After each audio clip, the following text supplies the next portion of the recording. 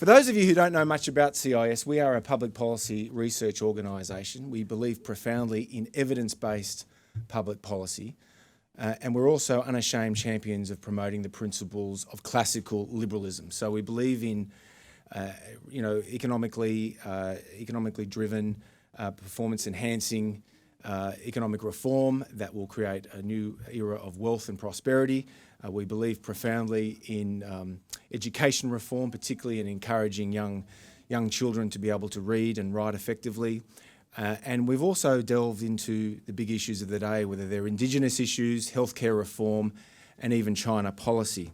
And we also weigh into the great debates, and we do so in a way that speaks beyond the toxic political polarisation that all too often characterises the public discourse, not just in Canberra, but in Washington and Westminster and many parts of the Western world. We are very proud to be here this evening to launch a very important book by a long-time supporter of CIS. Geoffrey and I came to know each other about 2 decades ago when we were contributing articles to Quadrant magazine. He was poetry, mine were just general articles. And this morning we did an event on women in politics here. And I promoted this evening's event by saying that Geoffrey is a distinguished tax economist and a prominent poet. And that's a heck of a combination. And we're very proud to be associated with Geoffrey.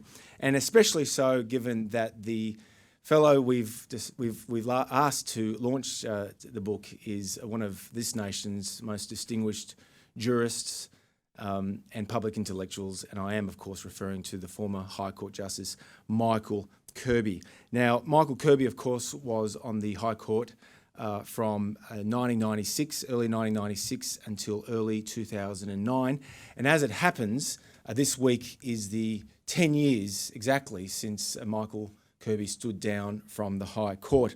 And when he did so, the Australian newspaper wrote, and I quote, "Kirby's immediate legacy will be as a law reformer and public intellectual.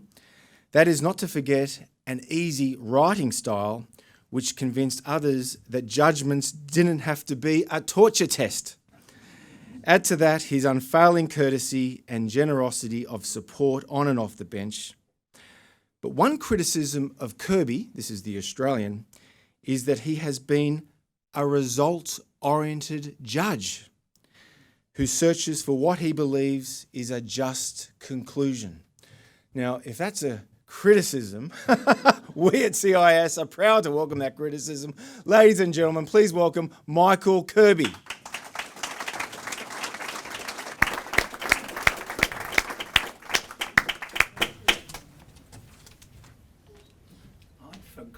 That little essay in the Australian newspaper, and I'm so grateful to be reminded of what they said so many years ago. And I'm grateful to be invited here tonight to launch this excellent book. And isn't it fantastic that there's such a big audience that has come to see the launch of a book which is an autobiography of a most distinguished Australian poet. I congratulate only Geoffrey and one or two others could gather a large congregation like this tonight to be present for this launch. Of course, we were all geared up for an earlier occasion, and we were all due to come down here to launch the book. But the evening turned out to be an evening when the heavens menaced so, and the result was that it was cancelled. And today is another day where the weather has been dreadful. And indeed, in the old scale, this was over 100 today. So this would have been a heatwave day. And you can sort of count on the fingers of one hand as you're growing up the days that were the heatwave days, and this was one of them.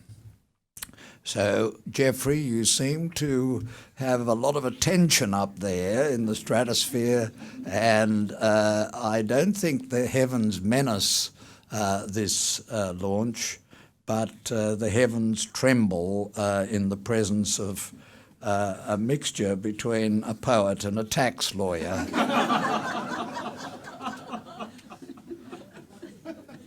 But I hope to show that the mixture is not so unusual and indeed has proved a great benefit to Australian poetry. I met Geoffrey when he was a mere lad, and he was a great friend of my brother Donald, and it's a friendship which has gone through their lives, and it's referred to in this book.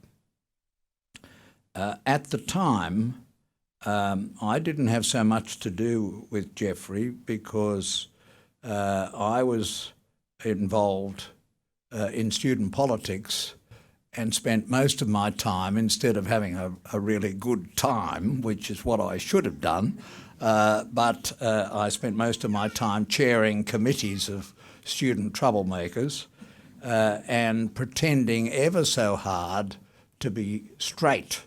And I noticed that one of Geoffrey's special friends from those times is referred to, and whose life intertwined with Geoffrey, was Stephen Wilson, who was a very fine man and a very good lawyer, but like me, trying desperately to be straight when that must have been obviously wrong to people who were following his life closely.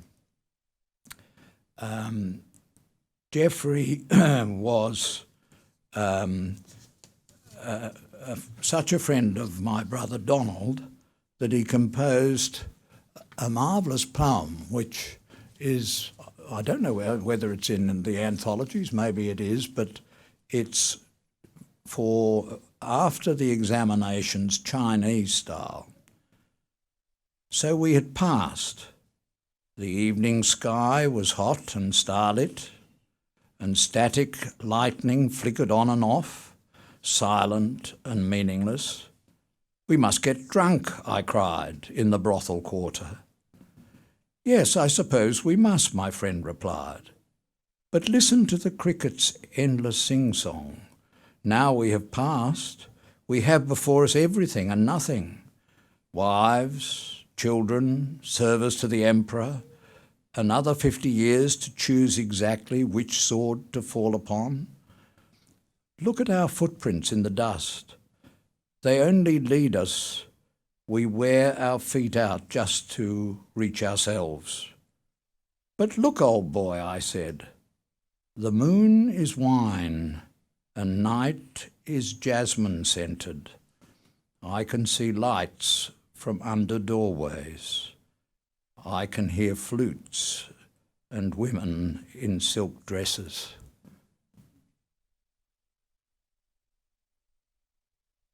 Wonderful imagery there, just magic. Rather Yeats-like, I think. Don't you think? It's like sailing to Byzantium. Beautiful images, so rich and powerful. And it's magic, and that's what Geoffrey has been bringing to us. And so it's fitting that we should have his story and that we should have it from his own pen. He became a tax lawyer because he was befriended by Ross Parsons, who was the professor at the University of Sydney who taught company law. He taught me company law 2 years ahead of Geoffrey and my brother Donald, and he was determined that tax law should not just be the province of accountants, and that was an unusual theory at the time, deeply resented by the accountants, but because Geoffrey lived over the harbour on the north side, he gave Ross a lift home once. And that led to a friendship, and that friendship led, in that serendipitous way of life, to Geoffrey becoming ultimately one of Australia's most distinguished tax lawyers and tax academics and the writer of standard texts on the subject.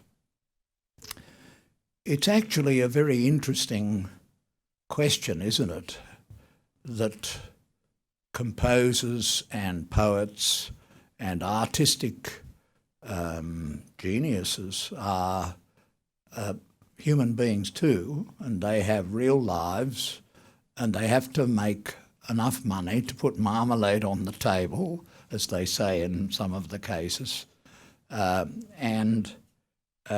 It's the story of Geoffrey's life that is captured in this book, which is now being launched. I went through a period of a crazy love for Gustav Mahler. I shared this with Prime Minister Keating.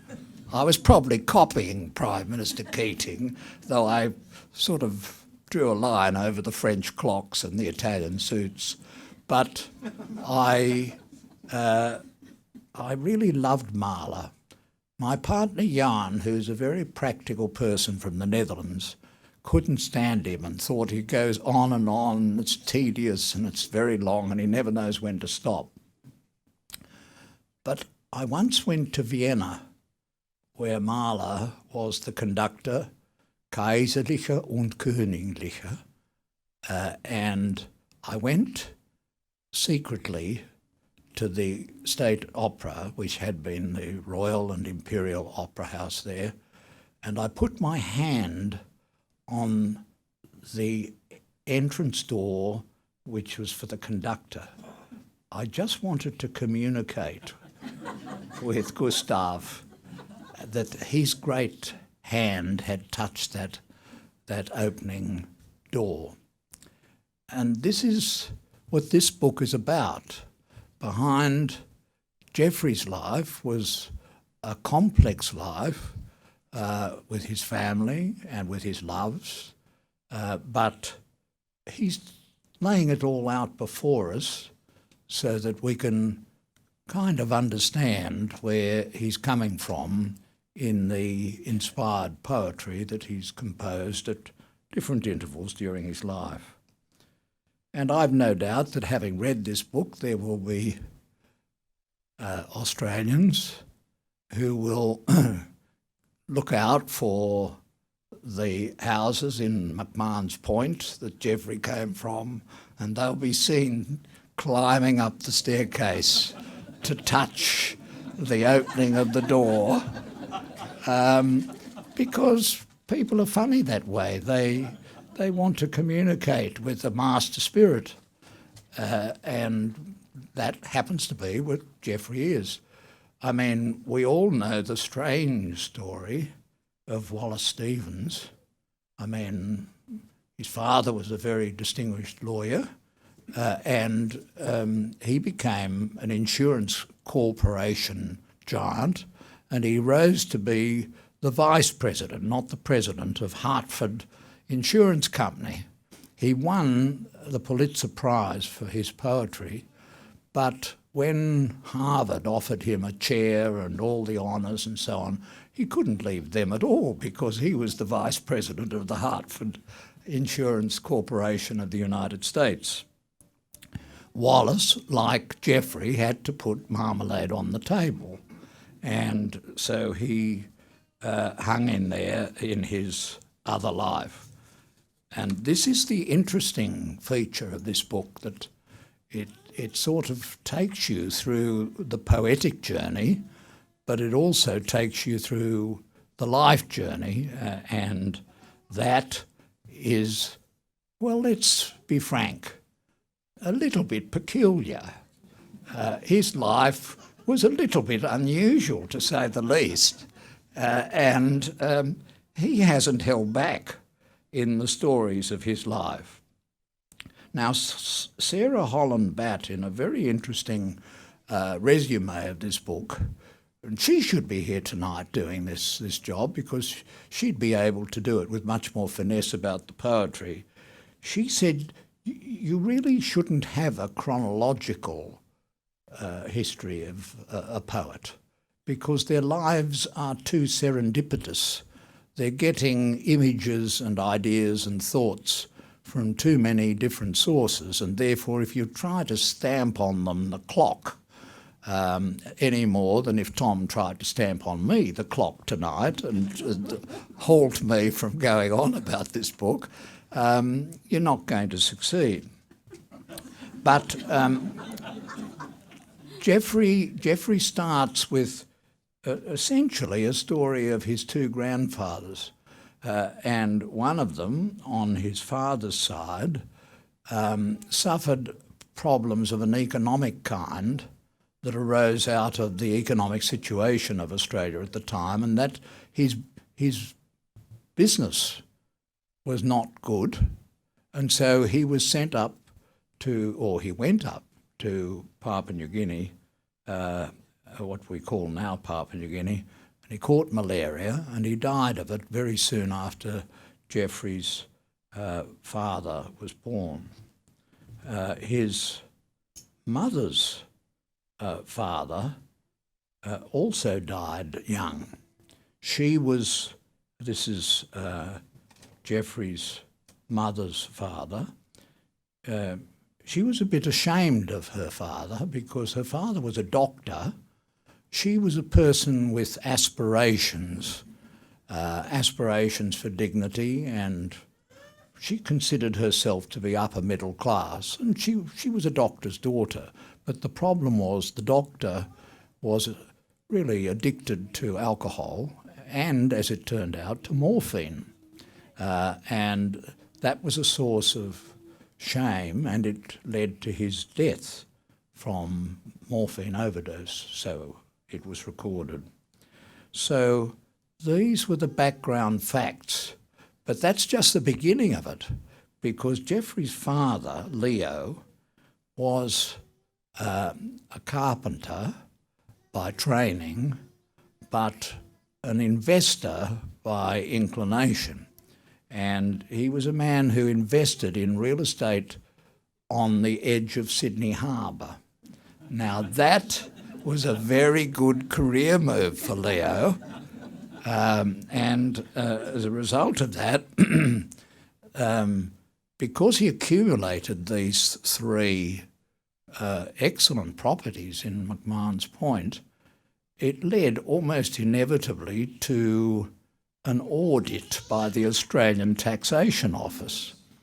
And this was probably Geoffrey's first encounter with the ATO, an encounter that he was going to live to love and to hate through the rest of his life. They found that his father, Leo, had understated his income. And the net result of that, no doubt, was a great embarrassment and all sorts of problems and so on. But he was a man who dropped his G's. Going, I'm going somewhere. And all of this is vividly described because children remember these things, and no one more than a child like Geoffrey. His mother had delusions of class, and she was a very unusual woman, actually. She emerges from the book as a very unusual woman. There was a green book from which she would read to her children, but especially to Geoffrey. And Geoffrey thought, this book must have the most wonderful stories. And later he went to open it when he could read more efficiently, and he found there was absolutely nothing about the stories in there. It was a book that was completely banal, and she wasn't reading the book, she was making it up. She was a woman of imagination, and the stories that got into Geoffrey's mind and all the images from those stories were her mother's imagination. My brothers, Donald and David, who are here tonight, and I, and my sister, my late sister, had great luck with our father. He was a great reader. You know, I think that's a really important thing for children, to have parents who will read to them. And we can still tell. We never got any of the magic pudding or anything like that. No way. We got the Grimm's fairy stories, which were all so didactic.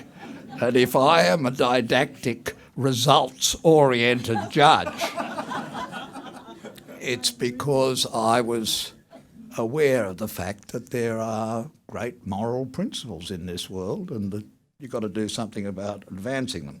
Anyway, Leo, the father, dropped his G's. Iris, the mother, had imagination. And Geoffrey says he fell out of love with his mother after a certain time. That might have followed the fact that she discovered him masturbating in bed under the covers. How many mothers would you want to then say, "You are not the boy I thought you were"? Maybe she was trying to say then, Geoffrey, "You are not a boy and I thought you were." Are you sure you heard it right? Anyway, that's a sort of mother from central casting hell to say that to a little boy. And it's a wonder that it didn't turn Geoffrey very strange in the sexual department, but he ended up becoming very straight in the sexual department, if I can use that word. His mother, there's a wonderful phrase in the book where his mother heard that someone, her name was Iris, someone had seen an iris in an onion field, and she said, "Well, that's my fate. I'm an iris with a lot of onions around me." Onions who dropped their G's. But she didn't know she had one of those onions was our Geoffrey, a person of inspired sensibility who would go on to write this book and preceded with his wonderful poetry. But that's not the end of it too. Geoffrey had a sister, Diana, which happens to have been the name of our sister. Very nice names in the Lehmann family. Very nice names they have, old-fashioned names. And Diana, his older sister, had an adrenal gland difficulty, and that led to her having the gland removed, and it led to all sorts of problems in her life. And when she got a Commonwealth Scholarship, one of Mr. Menzies' Commonwealth Scholarships that put a lot of people in this room through university, why they had to change all that, I don't know. It was a very good system and a very fair system. And all of us who were Commonwealth Scholars have paid high taxes all our lives and not complained about it because that was the deal. But anyway, Geoffrey's sister Diana won a Commonwealth Scholarship, but she lacked confidence in herself, and so she went to Miss Hayes's school to teach her to be a secretary. And she became a law secretary. And she had a life which in some ways was unhappy, but ended up, after Geoffrey essentially saved her life, which is the story told in the book, it ended up with happiness in the relationship between Geoffrey, and she was very proud of Geoffrey's children by his two marriages. So they were the dramatis personae, and they're probably no more strange and peculiar than the rest of you in this audience and your family, but there was this clash between the mother and the father and the dreams of the one and the realities of the other.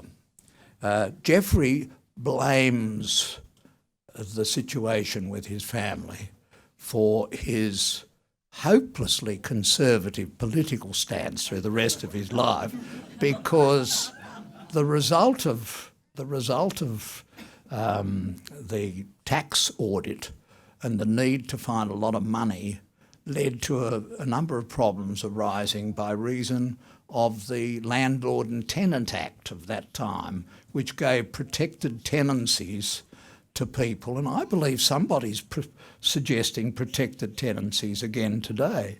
But protected tenancies meant that the free market didn't operate, and that meant the family couldn't get the immediate economic benefit. And Geoffrey said that unhappy incident in his childhood convinced him to let free markets reign. And that's why we're here tonight.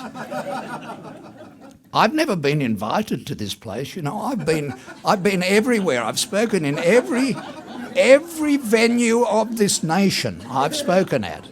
I've spoken for Gerard Henderson. But I've never been in this centre, so I'm glad at long last, as I approach my 80th birthday, I've made it here.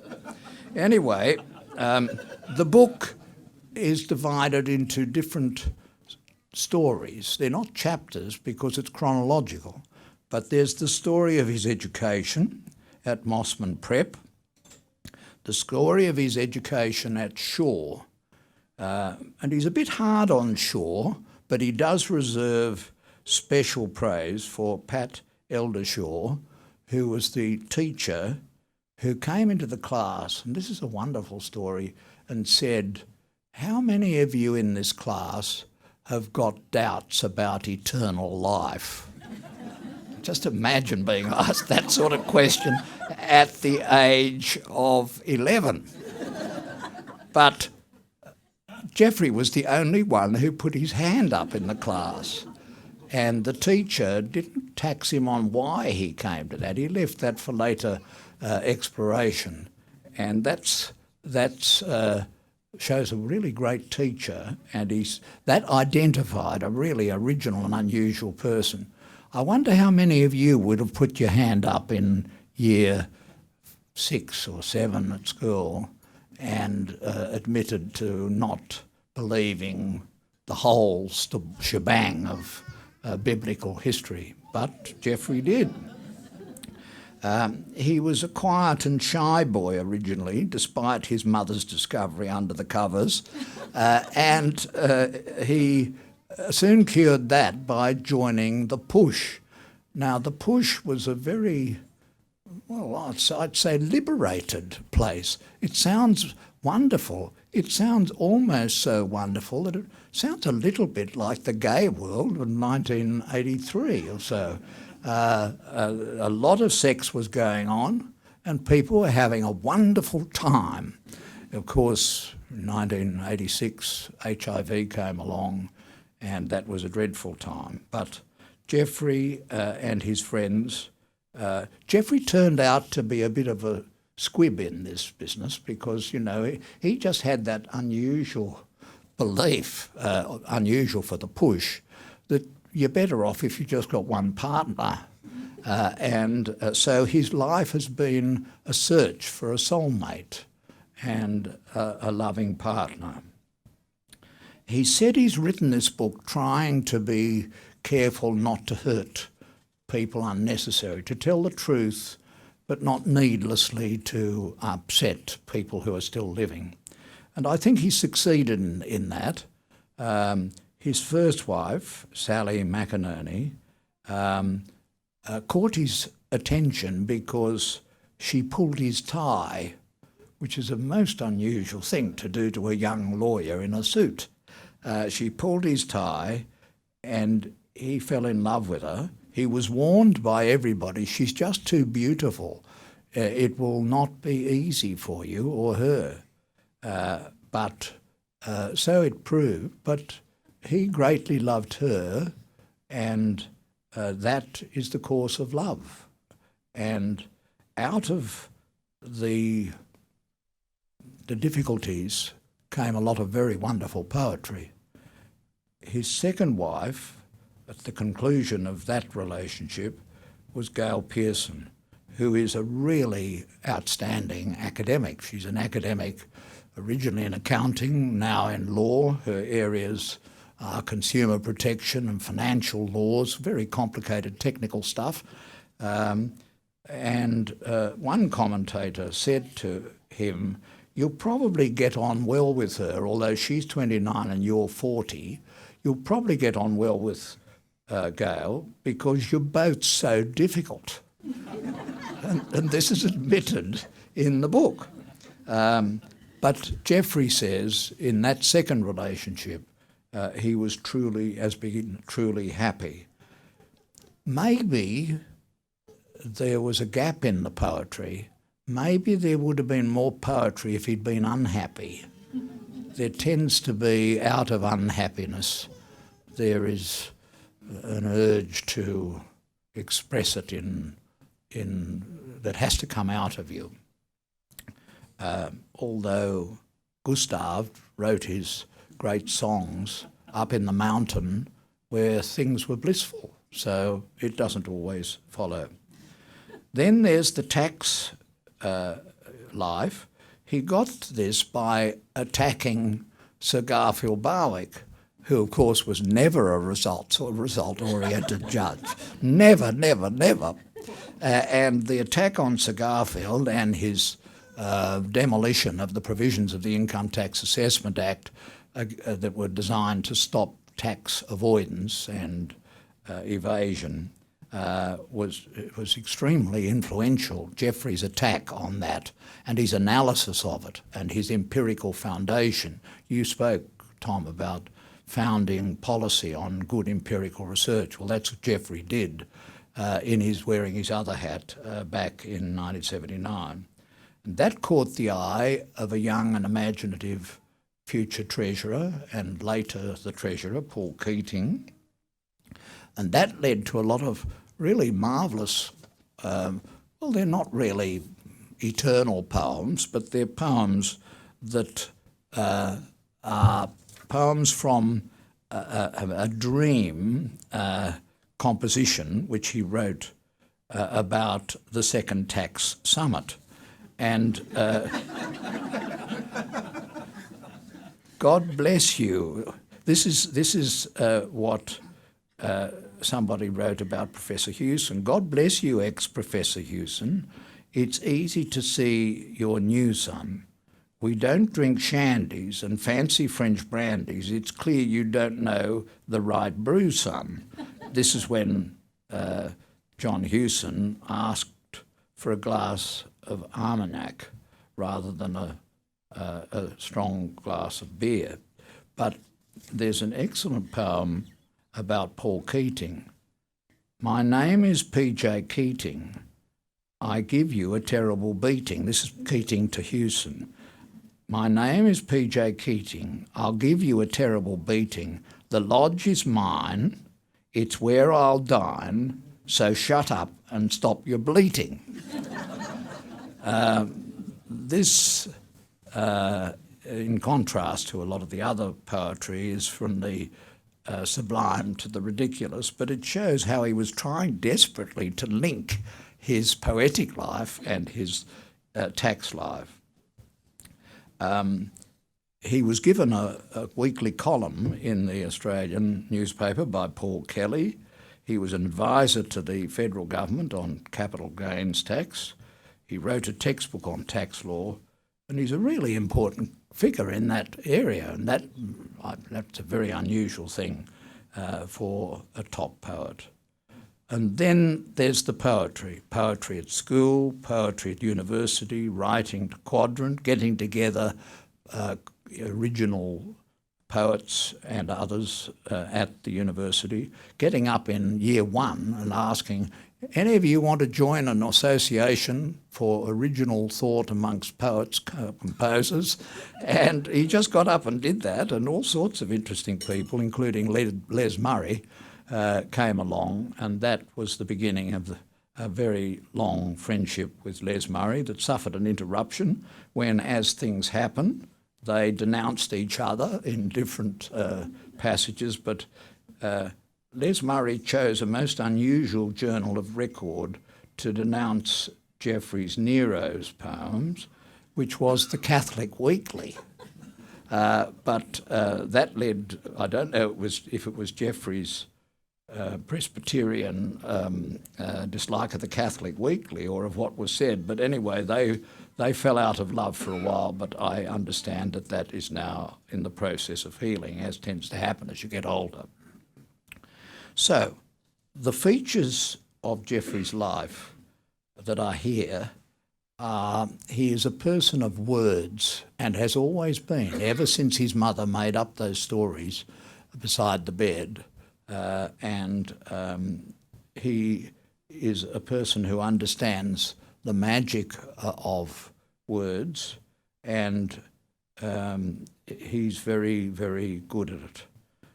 He has an excellent memory. His son Harry persuaded him to start the book with a memory that he penned, which goes back to a time when he must have been only a little bit more than 2 years of age. And how far can we go back to the first memories? Anyway, it was about the Japanese submarines in Sydney Harbour, because don't forget he's on the McMahons Point, or the roundabout there, and that is very vividly recorded, and so many things in his book are vividly recorded. He had a family which was strange, but not all that strange. He writes his book as a kind of prose novel with lots of images and detail that come from his skill with words and with his love of detail. He knows that out of the detail come the central ideas. He says to me that he's glad that he didn't keep diaries, because if he'd kept diaries, he would have had cluttered up with just too much information, where he's had to strain his memory to actually remember his life and to record it, and that's what this book does. But I said, well, why did you write the book? And he said, because Gail told me to. But I said, that's not good enough. I want to know why you obeyed that command, because it's a labour, it's a hard work. And he said, I wrote the book in order to try and make sense of it all, which I suppose is what most autobiographies are trying to do. They're trying to look back before it's not possible to record things, and to try to make sense of it all. In the very last chapter of the book, which is called Kararong, he goes back to Cavafy's poem, Ithaca, which speaks about Ithaca, the end of the voyage, being a poor place where Odysseus gets there. But Ithaca hasn't cheated you, Cavafy says, because it was a splendid journey, and it was that mattered. The excitement of dropping anchor in unknown harbours and escaping from man-eating giants, and the ebony, amber and perfumes picked up at Phoenician trading stations.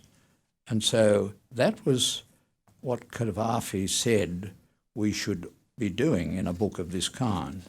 And in the last chapter, Geoffrey explains that Kararong, an old fishing village south of Sydney, is at the heart of my Ithaca. In 1990, Gail and I were staying with Ian and Marilyn Fincham, who were friends of our family when I was young. We were staying with them at their beach house in Kararong. We'd just finished dinner. At 9 p.m. there was a knock on the door. Door in, an estate agent who lived across the road was standing there in a white nightdress. Notice all these little images that he's remembering. Not just she was standing there in a nightdress, it has to be a white nightdress. There's a house up the road on the beachfront, she told us. It's just come on the market. We walked up and stood on the road looking at the house. Before anyone could say anything, I said, I'll buy it. And I then turned to Ian with embarrassment and said, Ian, only if you don't want it. The house is on a sand dune, and we grow sand-loving Australian plants that do not grow at Linfield. Flannel flowers and red and yellow kangaroo paws.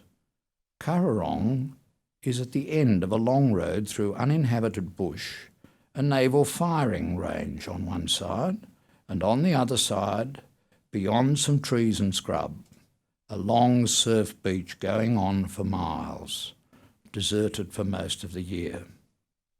Currarong, in the local Aboriginal language, is place of many winds, and so his Ithaca is a place of many winds, and Leeward, as every sailor knows, is the place where you are protected from dangerous winds. It's that side of the vessel that is not going to be subjected to dangerous winds. So this is a book which has lots of quotations from Geoffrey's poems, and I'm not really competent to go into them more than I have, but it's a book that explains the word master.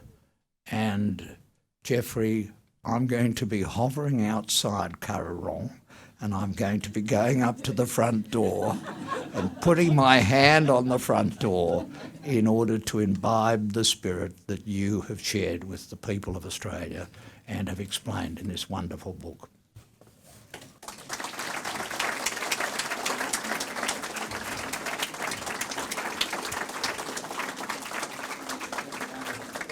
Michael, thank you very much. Ladies and gentlemen, Geoff Lehmann.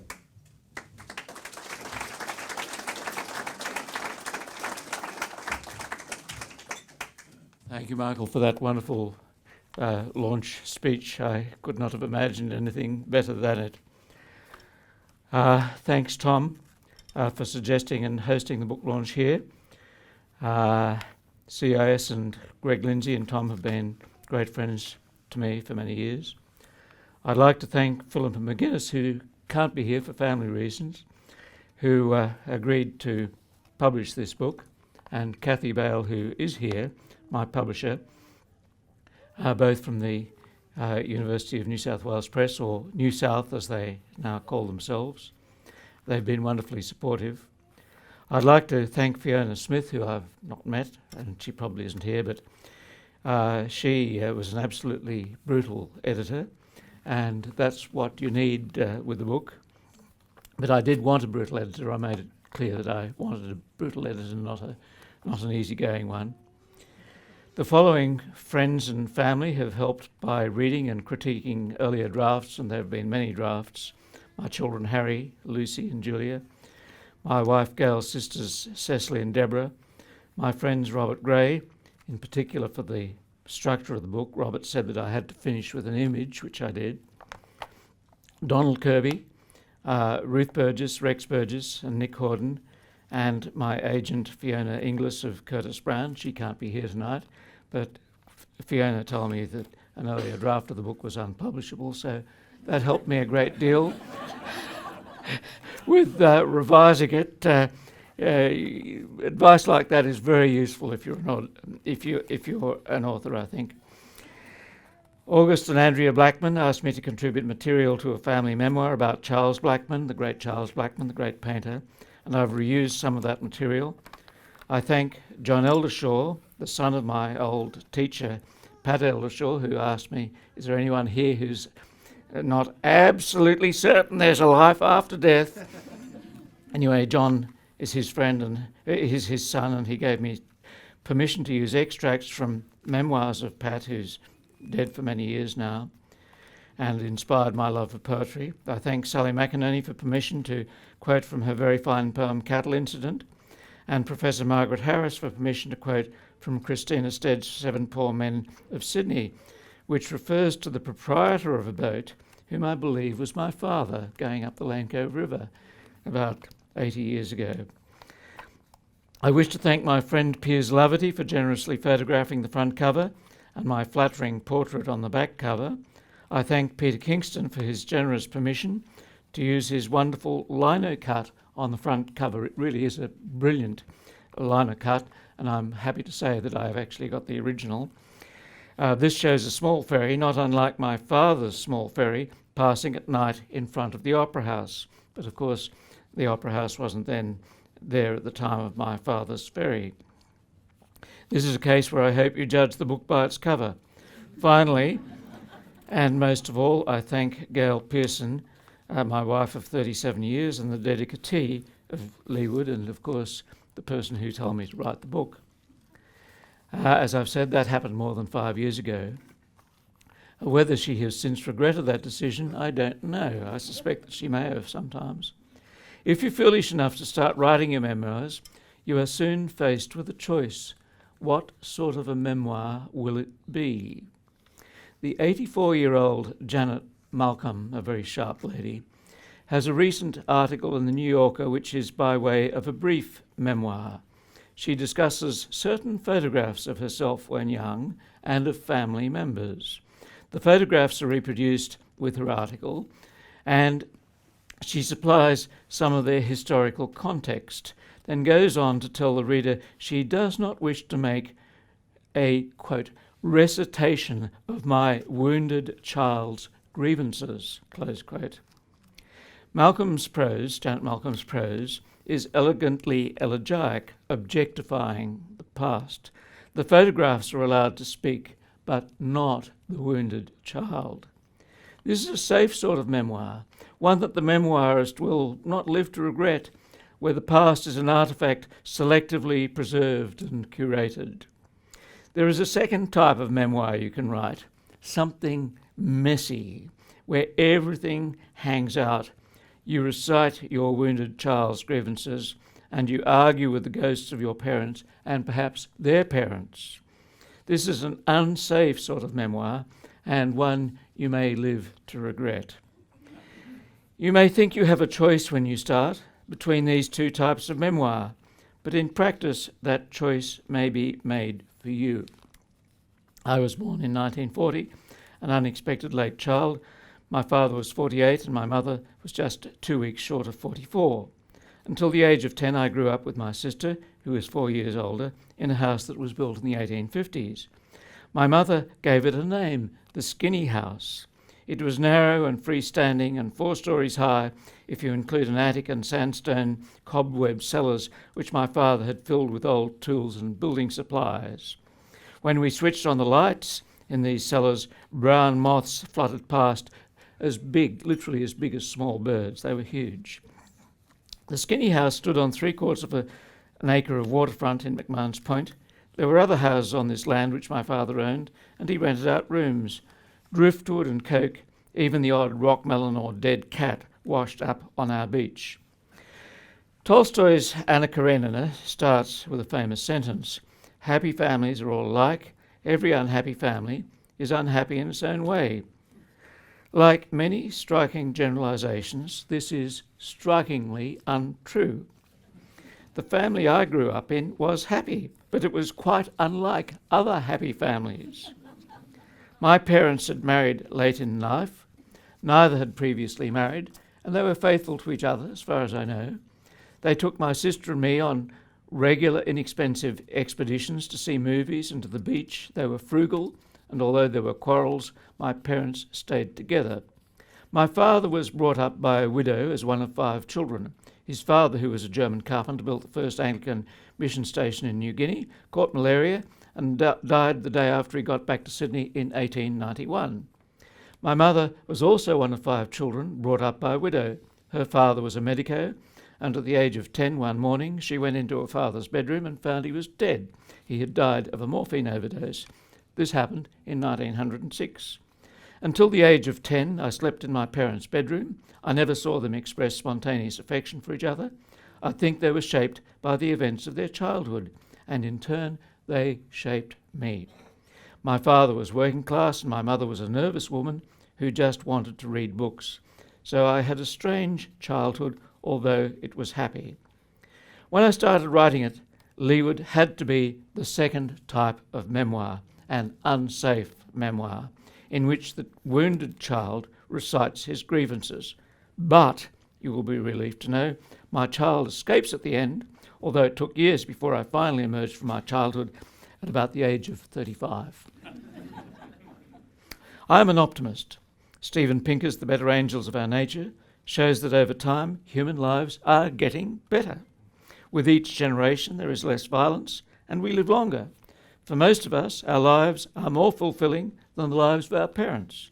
And with luck, our children's lives are likely to be better than ours.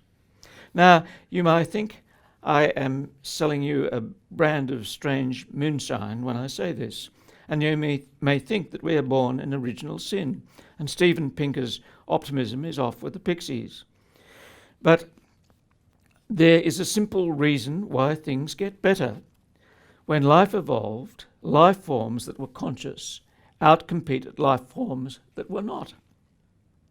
But consciousness is a double-edged sword from an evolutionary viewpoint. Conscious beings can choose between multiplying and not multiplying.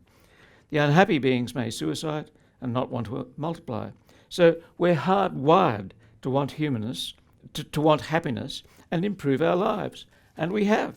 Human beings are a wonderful species compared with the knuckle-walking ancestor we shared with the chimpanzees 6 million years ago. Chimpanzees are mean, devious and hierarchical and do not appear to have changed much over 6 million years. Chimps do not share treats when given the opportunity. Kindergarten children tested in an identical setting did share treats spontaneously. We stopped walking on our knuckles, we stood up and began to use our hands, and we became smarter and developed the ability to feel guilt. No other species does. They've actually carried out tests to show that no other species really does feel guilt. Dogs pretend to feel guilt, but they don't really. So we're a wonderful species, although we feel guilt. And that's one of the reasons why we are so wonderful, because we feel genuine guilt. In Leeward, I quote Miranda in Shakespeare's The Tempest. She says, "How beauteous mankind is, O brave new world that has such people in it." Thank you.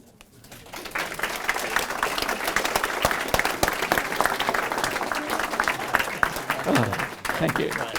Geoffrey, and let me just second what Geoffrey said about optimism. We at CIS are optimists. We're glass half full scholars. The media all too often, not just in this country but across the world, feed us a constant diet of doom and gloom. But we believe all the available evidence indicates that living conditions have improved dramatically, not just in this country but across the world, especially the developing world. And Steven Pinker, the distinguished Harvard scholar, is not alone. We at CIS have had the privilege of inviting many other respected scholars around the world, such as Kishore Mahbubani, the distinguished Singaporean intellectual and former diplomat, Matt Ridley, who's in the British House of Lords, Johan Norberg, the Swedish intellectual.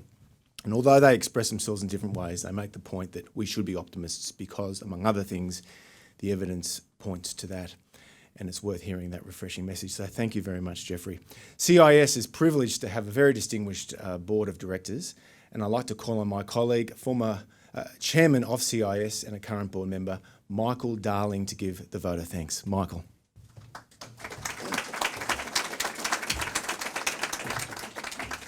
Good evening. It's a bit of a hospital pass to speak after Michael and Geoffrey and their wonderful remarks this evening. I think what God's finger came out of the sky last time and said no, but it gave us all a chance to read the book. And I expected to enjoy the story. I expected it to be written in a very engaging way. What I didn't expect was I was just totally engrossed. I just was swept up in the narrative, in the images, the way you wrote. There's something, I think, about the way that poets writing prose that's special. I mean, poets seem to use words very carefully, and they think about what word and how it should be placed. But at the end of the day, it's often different from just natural prose writers. And I think Geoffrey, your book is that, just like Robert Gray's book, Autobiography, I think, was similar, and some of the work that Les Murray's written about, they're not autobiographical. It's a real privilege to listen to that story, and Michael, it's a real privilege to listen to your remarks about that time and about the book and about your recollections of Geoffrey as a young man. We're people who love stories, I mean, the human race. And before there was the written word, there was always the spoken word. And the people who told stories well, were highly valued because they were the keepers of the culture. I loved the story, but whether you like it or not, you are now both part of cultural history. You are living examples of that period when you were younger, which has something of a golden glow about it. The people who followed you, I'm told by John Edwards, felt slightly intimidated by how wonderful it all was. But from a person who had no part in that, I felt very privileged listening to your remarks about it, because that added a whole new dimension to what I got out of the book. So thank you very much for your remarks. I'd also like to thank, because poetry is maybe a difficult thing to support, so I'd like to thank Kathy Vale and what I still call the UNSW Press, which is now called both. NewSouth, okay. Because, first of all, Kathy, early in her term running the press, supported that wonderful anthology that Geoffrey and Robert Gray edited, and I'll just get the name right. It's the Australian Poetry since 1788. There are copies at the door. That's the one that is, it's 1,086 pages of very carefully selected poems and wonderful introductions. That is actually an Australian classic, and it's exactly what a university press should be doing. So thank you, Kathy, for doing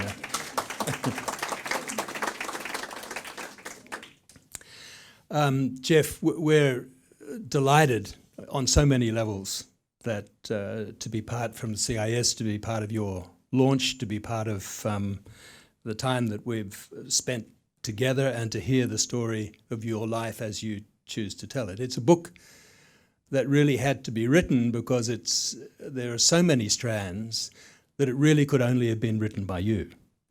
You can imagine a biographer from the outside trying to tell that tale, and I think they'd have a really difficult task.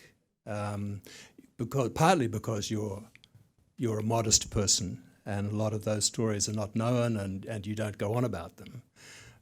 But it's really wonderful that you actually chose or were encouraged to write this book and tell these stories. So my real thank you is to you for writing the book. And to the rest of you, I'd say, if you haven't bought the book, buy it, read it, and recommend it to your friends. Thank you.